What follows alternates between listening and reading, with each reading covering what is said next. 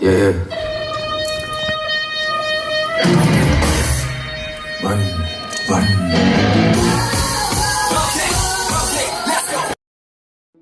Hi my dear Tamil Kpop stans, நான் உங்கள் Megu. Welcome to my channel Tamil Kpoppers. Long time no see. எல்லோரும் எப்படி இருக்கீங்க? நல்லா இருப்பீங்கன்னு நம்புகிறேன். Okay fine. என்ன அப்படின்னா, ஏன் இவ்வளோ நாள் வீடியோ போடலன்னா, கண்டென்ட்லாம் யோசித்தாலும் அதை எடுத்தாலும் என்ன பண்ணுறது, இப்போது பிடிஎஸில் நிலமை எதுவும் சரியில்லை. நம்ம வந்துட்டு ஆல்ரெடி லைஃப்பில் பல பிரச்சனைகள் இருக்கும்போது அவங்கள பார்த்து இந்த விவேக் காமெடியில் வர மாதிரி ஃப்யூஸாக போன பல்பெல்லாம் டியூப்லைட்டை பார்த்து நிம்மதியாகும். டியூப்லைட்டே ஃப்யூஸாக போச்சுன்னா என்ன அப்படின்ற மூமெண்ட்டு தான். அதுவும் இல்லாமல் மற்ற மெம்பர்ஸ்னால் கூட என்ன சொல்ல வரேன்னு உங்களுக்கு தெரியும். இப்போ என்ன கலவரம் போயிட்டுருக்குன்னு எல்லாம் ஆல் நியூஸ் அபவுட் நம்ம சுகா. அவர் பின்னாடி தானே வந்து எல்லாமே இந்த புரளி தவறான நியூஸ் அது இதுன்னு சொல்லி போட்டு வாட்டி வதக்கிக்கிட்டு இருக்கு இல்லையா. எனக்கு என்னன்னா ரொம்ப மைண்டுக்கு ஒரு மாதிரி இருக்கிறது, இப்போ வந்து பிடிஎஸ் மெம்பர்ஸ் எல்லாருமே வெளியே இருக்காங்க அப்படின்ற பட்சத்தில் அவங்க வந்துட்டு அஃப்கோர்ஸ் சுகாவை டிஃபெண்ட் பண்ணி ஏதாச்சும் ஒரு லைவோ ஒரு ஆர்மிஸ் கிட்ட இல்லை, சுகாவே கூட வெளியே இருக்கார். வெளியே நார்மலாக அவர் இருந்தப்போ இந்த மாதிரி ஒரு இன்சிடெண்ட், இந்த ஸ்கூட்டர் இன்சிடெண்ட் நடந்திருந்தது அப்படின்னா அவரே வந்துட்டு ஏதாச்சும் கன்வே பண்ணியிருப்பார் நம்மக்கிட்ட, இந்த மாதிரி ஆயிடுச்சு ஆர்மிஸ் இந்த சாரி அந்த மாதிரிலாம், நான் என் மேலே எந்த தப்பு இல்லை, நான் அப்படியே வந்துட்டு இருந்தேனா அப்படியே கீழே விழுந்தனா அப்படின்ற மாதிரி சுகா ப்ரோ அழகாக நம்மகிட்ட பேசியிருந்திருப்பார். ஆனால் அப்படிலாம் வந்து இப்போ அவரால் பேச முடியாத சுச்சுவேஷன். அதுக்கப்புறம் இந்த நியூஸ் அவர் வந்து எப்போடா, இன்னொன்று என்ன அப்படின்னா, நம்ம எவ்வளோ பெரிய ஆளாக இருக்கோம் அப்படின்றது ஒன்றுமே இல்லை.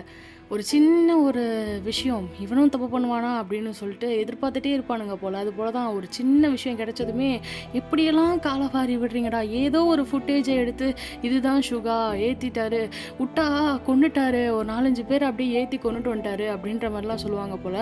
இன்னொன்று எனக்கு ரொம்ப மைண்டுக்கு இதுவாக இருக்கிறது என்னென்னா, இந்தியாவிலாம் வந்து நம்ம சல்லுபாய்லாம் இருக்கா அப்படி நிறைய ஆக்சிடென்ட்ஸ்லாம் பண்ணிவிட்டு சல்லித்தனமாக சுற்றிட்டு இருக்காரு. அவரையே மன்னிச்சு செஞ்சு இன்னமும் அவர் வந்துட்டு ஒரு சூப்பர் ஸ்டார் இதில் தான் அவரை வச்சு பார்க்குறாங்க. ஆனால் ஏன் வந்து அந்த சவுத் கொரியா அந்த அந்த நாடு வந்து இத்தனை உலகத்தில் வந்து ஒரு ஃபேமஸாக பாப்புலராக காரணமான பிடிஎஸை ஏன் இவனுங்க வந்து இவ்வளோ வெறுக்கிறானுங்க? ஒரு மனுஷன் வந்துட்டு இப்போது மேலே போகிறதுக்கு ஒரு ஒரு ரீசனே அவங்க தான் அப்படின்ற பட்சத்தில், கை கொடுத்து தூக்கி விட பார்க்குறாங்கன்ற பட்சத்தில் அவனுங்களே வந்து இந்த நண்டு கதை சொல்லுவாங்க தெரியுமா, காலை பிடிச்சி இழுக்கிறதுன்னு சொல்லி, அந்த மாதிரி ஒரு, அதுவும் தான் ஊரை சேர்ந்தவங்களே, பக்கத்து நாட்டுக்காரன் வந்தால் கூட பரவாயில்ல, தான் ஊரை சேர்ந்தவங்களே. இன்னொன்று ரொம்ப மனசு கஷ்டமாக இருக்கிறது வந்துட்டு, சுகா வந்துட்டு இப்போ இந்த பிரச்சனைலாம் வந்துடுச்சு, அவர் வந்துட்டு மன்னிப்பு கேட்டுட்டார், அவர் பண்ணாத தப்புக்கு மன்னிப்பு கேட்டார், அவர் பாட்டுக்கு வந்தார், வலிக்கு விழுந்தார், பின்னாடி வந்த போலீஸ்காரனுங்க அவனுங்களுக்கு என்ன வேலை, ரோந்து பணியில் கீழே விழுந்தவனை தூக்கி விட்டு போக வேண்டியது தானே. இப்போ இந்தியா போல் ஒரு கண்ட்ரி கல்ச்சரிஸ்டிக்காக நம்ம வந்து குடிக்கக்கூடாது, செய்யக்கூடாது, ட்ரங்க் அண்ட் ட்ரைவ்லாம் பண்ணக்கூடாது, குடிக்கிறதே தப்பு, கீழே வந்துட்டு நம்ம ட்ரிங்க் பண்ணால் கூட கீழே ஒரு எதுனா சினிமாவில் ட்ரிங்க் பண்ணுறாங்க அப்படின்னா கூட கீழே வந்துட்டு மது நாட்டுக்கும் வீட்டுக்கும் கேடு அப்படின்லாம் போடுற அந்த ஒரு கண்ட்ரியில் ஒரு தப்பு நடந்தால் கூட இவ்வளோ ஒரு வைரல் பிரச்சனை போகலாம். உங்கள் ஊரில் தான் குடிக்கிறது தப்பே இல்லையடா, 19 வயசுக்கு மேலே குடித்தா தப்பே இல்லைன்னு சொல்கிறீங்க. அவர் ப்ரோக்ராமே குடியை கெடுக்குன்ற மாதிரி தான்டா ப்ரோக்ராமே பண்ணார், சுஜ்விட்டா ஷோ. இப்படி பண்ணுறீங்களா? இது கூட எனக்கு பிரச்சனை இல்லை. நான் வந்துட்டு கரெக்டாக சுகா ப்ரோ வந்து இந்த கீழே விழுந்த மொமெண்ட் அதெல்லாம் இருக்கு இல்லையா, அந்த நேரத்தில் நானுமே வந்து நார்மலாக நான் ரோடை கிராஸ் பண்ணி போய் அப்படியே கீழே விழுவானா, கீழே விழுந்து கால் பிசங்கி அதில் ஒரு வாரம் போயிடுச்சு. அப்புறம் தான் வந்துட்டு பார்த்தா நான் விழுந்த அன்றைக்கி தான் சுகா ப்ரோ விழுந்து புரண்டிருக்காரு. என்ன ஒரு வைப்பில் நம்ம ஸ்ரீ தான் வந்துட்டு கால் பண்ணிட்டு, என்ன அண்ணனும் தங்கச்சி எங்கே விழுந்து புரண்டுக்கிட்டு இருக்கீங்க அப்படின்ட்டு இது பண்ணிக்கிட்டு இருந்தா. என்ன சொல்கிறது, ஒரு அற்ப சந்தோஷம் வேதனையிலையும். ஓகேயா.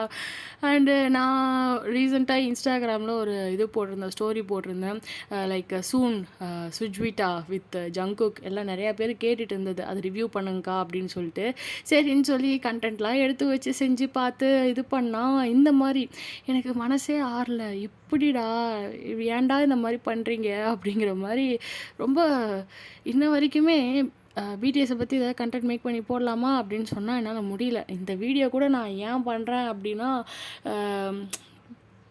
லைக் நிறைய பேர் வந்துட்டு சரமாரியா மெசேஜ் வந்துக்கிட்டே இருக்குது. என்னால் எந்த மெசேஜுக்கும் ரிப்ளை பண்ண முடியல. சௌமியா அக்கா, அவங்க கீர்த்தனா, அதுக்கப்புறம் இன்னும் ஒரு 4-5 சப்ஸ்கிரைபர்ஸ், வெறும் ஐடியெலாம் பார்த்திங்கன்னா டேயும் பொண்டாட்டி இந்த மாதிரிலாம் இருக்கும்.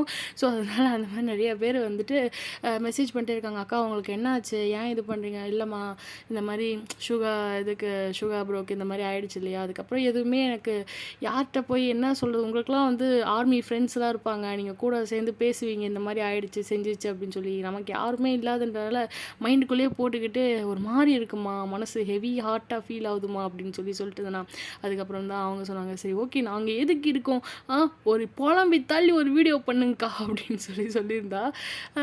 புலம்பி தள்ளியை சும்மாவே நம்ம ரேண்ட்டு பண்ணுறதுல ஃபேமஸ்ஸு, இதில் கேட்கவா வேணும் அப்படின்னு சொல்லிட்டு அதுக்காகத்தான் இந்த வீடியோ மேக் பண்ணிக்கிட்டு இருக்கேன்.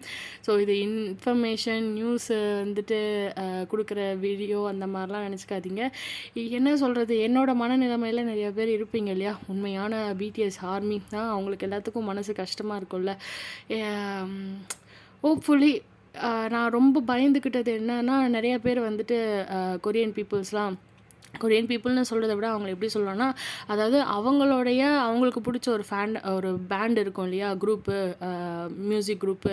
அந்த குரூப்பில் ஏதோ ஒரு தவறு நடந்து, அந்த தவறுனால அதில் இருக்க அவங்களுக்கு பிடிச்ச ஐடல் வந்துட்டு டிஸ்பேண்ட் பண்ணி விட்டுருப்பானுங்க, தூக்கியிருப்பானுங்க. ஸோ அது மாதிரி எல்லாருமே என்ன பண்ணாங்க, சுகாவை எப்போ வந்துட்டு குரூப்பை விட்டு எடுக்க போகிறீங்க, குரூப் ஏண்டா அடே அது என்ன சாதாரண இந்த குரூப்பாடா, எவ்வளோ பெரிய ஆளுங்க, எப்படா ஒருத்தர் இல்லாமல் எங்களால் அந்த சுகா ப்ரோக்கு இன்ஜுரி ஆகிட்டு கொஞ்ச நாள் வந்திருக்க மாட்டார், எந்த ஒரு பெர்ஃபார்மன்ஸுமே பண்ணியிருக்க மாட்டார்.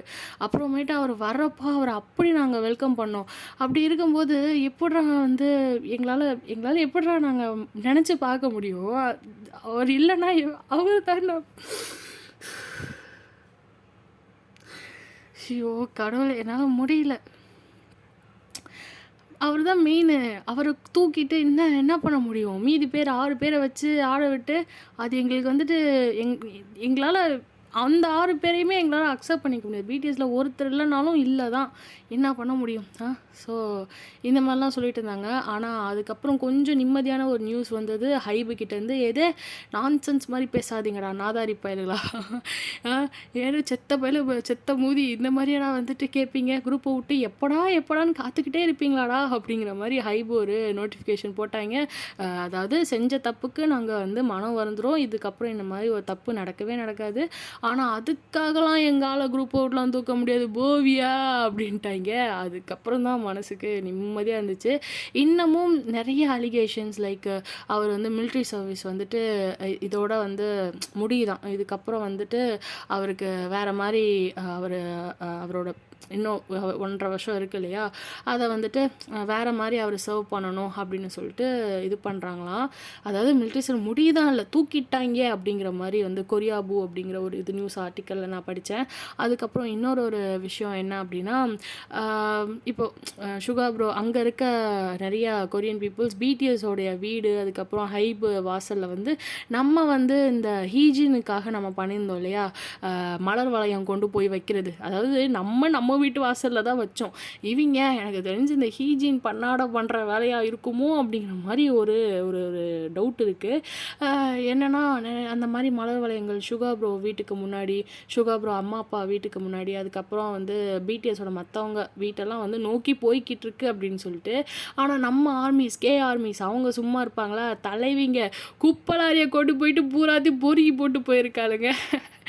எனக்கு இதை கேட்கும்போது வேறு லெவல், சூப்பர் தலைவிங்களா, ஏதாவது அமௌண்ட் வேணும்னா சொல்லுங்கள், அடுத்த மாதம் சம்பளம் வந்து போட்டு விட்றேன், இன்னும் கூட 4-5 குப்பலாரியாக வாங்கி அவளுங்களையும் தூக்கி போட்டு போங்க அப்படிங்கிற மாதிரி அந்த மாதிரி ஒரு மொமெண்ட்டு. சரி ஓகே, கொஞ்சம் நம்ம வந்து பிடிஎஸ் இப்போது பெட்டராகிட்டு வந்துட்டுருக்காங்க. பட் இப்போது எனக்கு தெரியல சுகா ப்ரோட மைண்டு எப்படி இருக்கும், இவ்வளோ ஒரு அலிகேஷன்ஸ்லாம் வந்து ஃபேஸ் பண்ணதுக்கப்புறம் அவர் எப்படி நம்மளை ஃபேஸ் பண்ண ஒரு மாதிரி அவர் கில்ட்டாக ஃபீல் பண்ணுவார்ல, அதெல்லாம் கூட தோணுச்சு. சரி பார்ப்போம், ஹோப்ஃபுல்லி அவர் அந்த மாதிரிலாம் எதுவும் ஒரு இதுவாக இல்லாமல் நல்லபடியாக வந்து நம்மக்கிட்ட மறுபடியும் நம்ம செல்லாக்குட்டி தங்காக்கட்டி வந்துட்டு பேசணும் செய்யணும் அப்படின்றது தான் என்னோடய ஆசை. இந்த அலிகேஷன்ஸ்லாம் சீக்கிரம் முடியணும். நானும் சீக்கிரமாக நெக்ஸ்ட்டு ஒரு நல்ல நல்ல கண்டென்ட் போட்டு கம்பேக் கொடுக்கணும். நம்ம கம்பேக் கொடுக்குற நேரம் பார்த்து நமக்கும் கால் ஒடிஞ்சு நம்ம அண்ணனுக்கும் வந்துட்டு இவ்வளோ பெரிய தவறான அவதூறு பழிகள்லாம் சுமந்துக்கிட்டு இருக்காரே அப்படின்னு சொல்லி மைண்டுக்கு ரொம்ப அது சொல்லவே முடியாது அந்த ஃபீல். நான் பட்ட வேதனை இருக்கே, சுகா ப்ரோவை விட நான் வேதனைப்பட்டேன் 2 வாரமாக. என்னால் முடியலை. சரி, ஓகே, ஃபைன், புலம்பி தள்ளியாச்சு. நான் நெக்ஸ்ட்டு ஒரு நல்ல வீடியோவில் இதில் வேறு நான் வந்து சுஜ்வீட்டா அந்த ஷோ அதுதான் நெக்ஸ்ட்டு. இந்த நேரத்தில் போய் இதை போடுறியம்மா அப்படின்னு யாராவது கேட்டுருவாங்களோன்னு வேறு பயமாக இருந்துச்சு. சரி, ஓகே, அதை நான் கம்ப்ளீட் பண்ணிட்டேன் அப்படின்னா சூன் ஒரு சண்டே போல் நம்ம பார்க்கலாம். அண்டு என்னடா வான் வருவானோட அப்படியே நிற்கிது அப்படின்னு நினைக்காதீங்க. என்னப்பா உங்கள் பிரச்சனை? சப்ஸ்கிரைபர் செல்லா குட்டீஸ், நீங்களாம் வந்துட்டு ஃபேன் ஃபிக்ஷன் ஸ்டோரியே கேட்க மாட்டிங்களா? அப்படியே கேட்கலன்னா கூட இப்போ எப்படி சொல்கிறது, நான் ஒரு ஆர்மி இல்லை, என்ன கொஞ்சம் சப்போர்ட் பண்ணலாம்ல. இப்படியா வந்து அன்சப்ஸ்கிரைப் பண்ணுவீங்க? ஒரு வீடியோ போட்டால் அப்படியே ஒருத்தர் போயிடுறாங்க, இன்னொரு வீடியோ போட்டால் அடுத்தது அன்சப்ஸ்கிரைப் பண்ணி போயிடுறாங்க. அதெல்லாம் பார்க்கும்போது எவ்வளோ மன வேதனையாக இருக்குது தெரியுமா? இந்த மாதிரிலாம் பண்ணாதீங்க, ஓகேயா? ஃபைன், பிடிச்சவங்க கேளுங்க, பிடிக்காதவங்க போயிட்டே இருங்க அப்படின்ற மாதிரி தான் சொல்லணும். வேறு என்ன பண்ண முடியும் என்னால்? சரி, வான் வருவான் வான் வருவான் வந்தான் வென்றான் முடிச்சிட்டோம் இல்லையா ஜெயோட சீரிஸ். அடுத்தது ஒரு நல்ல இன்ட்ரோ. நம்ம நெக்ஸ்ட்டு 2 பேர் நான் சொல்லியிருந்தேன்ல, மேக்னே லைனில் ஒருத்தர், யங் லைனில் ஒருத்தர்னு சொல்லி அவங்களுக்கு ஒரு நல்ல அழகான ஒரு இன்ட்ரோ பண்ணிவிட்டு நான் இன்ட்ரோ போட்டுட்டு அதுக்கப்புறம் இது பண்ணுறேன். வந்தான் வென்றானுக்கு இப்படி தான் நான் இன்ட்ரோ போடுறேன்னு சொன்னேன், அதுக்கப்புறம் போட முடியாமல் போயிடுச்சு. அதுக்காக தான் இவங்களுக்காவது ஒரு ப்ராப்பர் இன்ட்ரோ பண்ணிவிட்டு அதை வந்து நான் அப்லோட் பண்ணுறேன். ஓகே, ஃபைன் செல்லகுட்டீஸ். என்ன மாதிரி நீங்களும் நிறைய பேர் மன கஷ்டத்தில் இருந்திருப்பீங்க. ஒன்றும் இல்லைடா, இதுவும் கடந்து போகும், அவ்வளோதான், ஓகேயா? எல்லாமே கடந்து போகும்.